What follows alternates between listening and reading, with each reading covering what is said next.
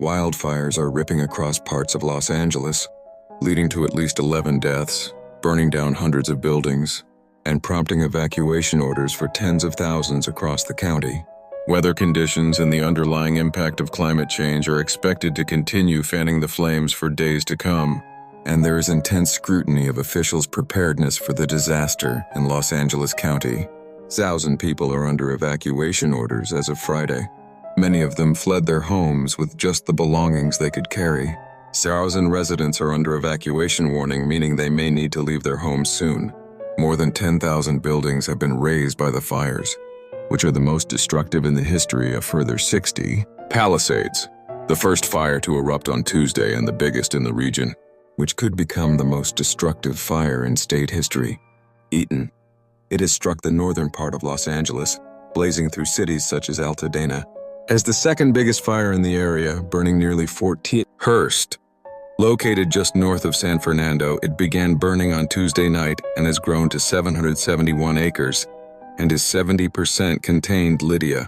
It broke out on Wednesday afternoon in the mountainous Acton area north of Los Angeles and grew to cover almost 400 acres. Kenneth. This new fire broke out on Thursday on the border of Los Angeles and Ventura counties. It so far covers more than 1,000 acres.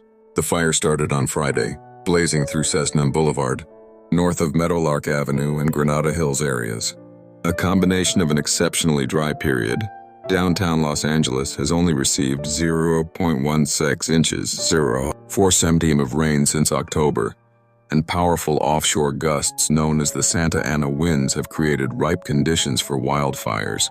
Santa Ana winds flow east to west through Southern California's mountains, according to the National Weather Service. The winds can also be responsible for the scale of destruction that follows. Blowing across the deserts further inland, they create conditions where humidity drops, which dries out vegetation. If a fire does start, the winds can fan smoldering embers into an inferno in minutes. Forecasters have warned another traditional Santa Ana wind event will move in on Thursday night local time, according to investigating the causes of the fires.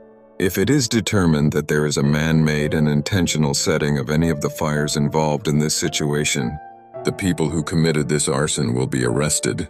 They will be prosecuted and they will be punished to the full extent of the law, he said. There is a glimmer of hope for firefighters, as the fire weather outlook for Southern California has been downgraded from extremely critical to critical.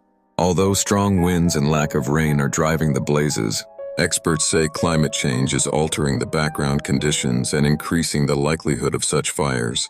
Much of the western United States, including California, experienced a decades-long drought that ended just 2 years ago, making the region vulnerable.